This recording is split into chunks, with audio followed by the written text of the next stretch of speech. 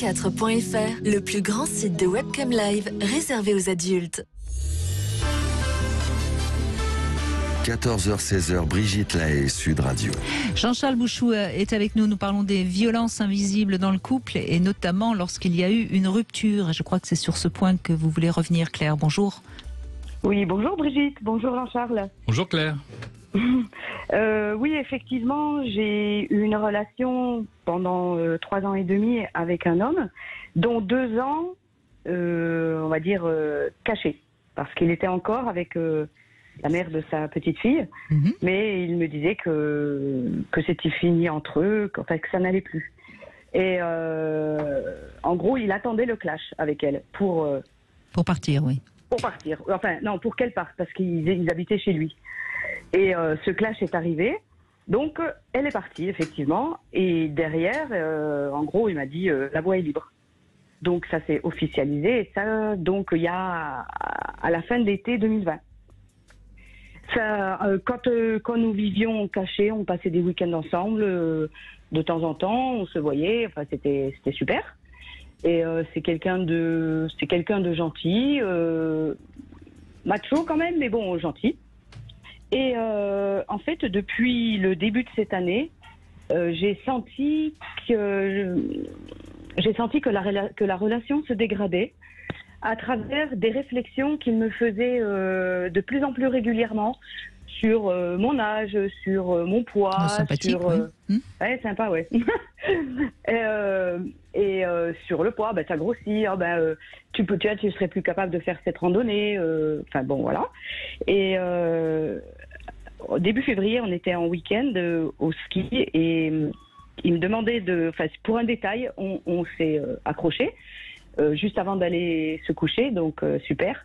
J'ai passé une mauvaise nuit et le lendemain, je lui ai dit c'est quand même pas normal de parler à la personne qu'on aime ou sans forcément lui dire je t'aime, mais enfin qui nous accompagne, de lui parler mal comme ça. Bon, voilà, il l'a entendu. Après, il m'a dit que j'étais castratrice. Je trouvais ça un peu fort. Et du coup, j'étais dans mes pensées. Oui, c'est intéressant parce que quand l'autre retourne les choses contre nous, oui. c'est souvent d'abord une preuve d'immaturité totale, mais c'est quand même c'est une violence invisible, évidemment. Oui, moi je l'ai prise comme ça. Alors à ce moment-là, à cette période de l'année, je travaillais beaucoup, et je lui avais dit que j'avais plus de filtre. Et bon, très bien. Et en fait, suite à cette réflexion, je me suis fait une entorse au ski, une entorse au genou, comme par hasard, le genou.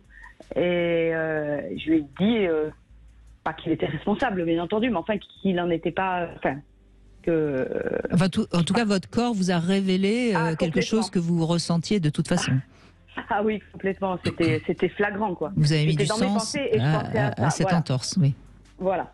Et du coup, j'arrivais pas à communiquer verbalement avec lui parce qu'il refaisait toute communication.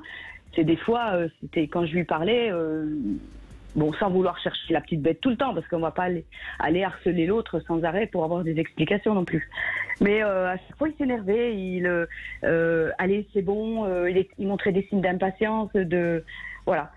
Et donc, du coup, j'ai décidé de lui écrire. Alors, c'était pas très élégant puisque je l'ai fait par mail, mais bon, je trouvais pas d'autre moyen de communication.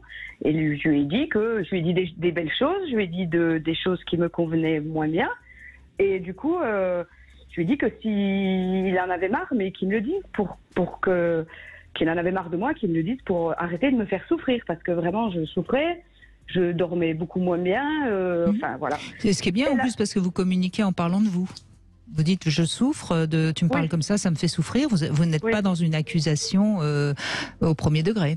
Non, je lui ai pas dit Vous n'avez pas été castratrice. Merci, merci. Et j'ai même terminé la lettre, enfin le mail en disant que j'étais fière de son travail, fière de ce qu'il faisait, ce qui est la réalité. Mais que si ça n'allait plus, qu'il me le dise. Et là, j'ai été très surprise de recevoir une réponse par mail aussi, dans l'heure qui a suivi, en disant oui, effectivement, je n'arrive plus à me projeter dans le futur ni dans le présent et on va s'arrêter là. Waouh! Donc là, ça a été violent. Oui, ça laisse à penser qu'il avait déjà envie de vous quitter auparavant et que quelque part il était désobligeant pour que vous ayez envie de partir. Mais c'est de la violence, bien sûr. Et je pense qu'il a fait la même chose avec sa compagne d'avant. Il y a des chances. Il disait qu'il attendait le clash. Ouais, c'est ça. Donc, un des mécanismes de base des structures infantiles, des personnalités infantiles, et notamment des pervers narcissiques, c'est le clivage. C'est-à-dire, je me coupe en deux. D'un côté, je mets le bon, que j'ai envie de montrer au plus grand nombre, et de l'autre côté, j'ai le mauvais, mais qu'est-ce que j'en fais? Et c'est là où c'est intéressant d'avoir une victime. Alors, quelquefois, on se fait avoir, et je me rappelle d'une histoire, un copain qui s'était arrivé la même chose. C'est-à-dire que tant qu'il a son épouse à la maison, c'est elle le mauvais objet, et où vous êtes le bon objet à séduire et à conserver.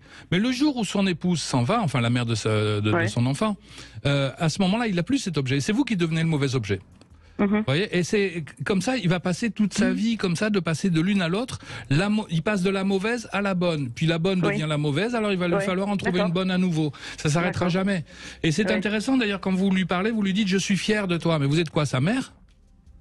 On a le droit d'admirer son compagnon. Bien sûr qu'on a le droit d'admirer son compagnon, et puis c'est bien quand l'admiration est mutuelle. Mais rassurer l'autre en lui disant je suis fier de ton travail, c'est quand même se positionner en bon parent. On en revient à la discussion qu'on avait tout à l'heure. C'est vrai. Parents, enfants. Je trouve que Claire, elle a plutôt une bonne qualité de communication. Oui. On va pas. Et d'ailleurs, on va vous faire gagner, Claire, ces bijoux. Vous savez que c'est la fête des mères bientôt, hein. Et sur Sud Radio, on offre ces 3 bijoux interchangeables. Et franchement, justement, parce que vous avez quand même bien su gérer les choses, on vous offre ces 3 bijoux, les interchangeables. C'est un jonc, un bracelet et un coffret montre. Donc voilà, ce sera des jolis bijoux. Voilà. Et continuez à témoigner. Hein. C'est juste parce que je voulais pas oublier de vous faire ce cadeau. Merci. Et du coup, c'est vrai qu'aujourd'hui, je suis... Bon, on a réussi à discuter lors d'un repas. Enfin, discuter, j'ai pleuré tout le repas, n'est-ce pas? Mais bon, j'ai réussi un petit peu... Mais au moins, vous avez laissé votre émotion s'exprimer, ça, et ça vous a évité un problème au poumon. Peut-être. Mais cette entorse au genou que je continue à soigner aujourd'hui me rappelle cette histoire tout le temps, quoi. Et puis... en fait, c'est vrai qu'aujourd'hui, je suis toujours triste. Enfin, je suis encore triste. Et j'en oublie presque les mauvais moments. Je regrette la personne dans des bons moments. Mais enfin, je pense que ça, c'est humain. Oui, ça va prendre un petit peu de temps, et puis après vous arriverez peut-être à faire la part des choses. Mais je disais tout à l'heure, donc le bourreau, entre guillemets, on va l'appeler comme ça, vous trouverez un autre mot si ça vous convient mieux, est clivé, et tout fonctionne à partir de son clivage. Mais c'est intéressant de voir qu'à un moment donné, la victime, elle aussi, est clivée. C'est-à-dire, d'un côté, je range les mauvais souvenirs, et de l'autre côté, je range les bons souvenirs. Le jour où je suis en colère, tous les mauvais souvenirs me reviennent, et je vais lui sauter à la figure et l'étrangler. Mais si jamais il me dit une gentillesse, alors là, tous les bons souvenirs qui ressortent, et je suis prêt à tout lui pardonner et à retomber dans la même situation. C'est important. Alors, ce que vous pouvez faire, c'est peut-être écrire. Vous prenez un cahier. Sur la page de gauche, vous écrivez tout le négatif. Sur la page de droite, vous écrivez tout le positif. Et si vous êtes attiré par le positif, posez-vous la question, est-ce que je suis d'accord pour accepter le négatif? C'est-à-dire, c'est le prix à payer, quoi. En clair, si je veux rester avec le bon Dr Jekyll, est-ce que je suis prêt à épouser le vilain Mr. Hyde? Le prix de la facture. Claire, faut calculer le prix de la facture. Voilà.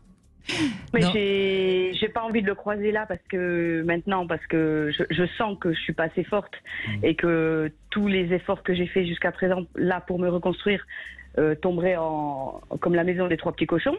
Mais bon, je voudrais Claire, m'en sortir. Claire. Occupez-vous de vous et trouvez-vous des occupations qui vous font du bien, et voyez des gens qui vous font du bien. C'est ça qui va vous aider à ne pas avoir la nostalgie des moments agréables que vous avez eus avec lui. Parce que la facture est bien trop lourde, visiblement. Ouais. Merci en tout cas, Claire, merci beaucoup.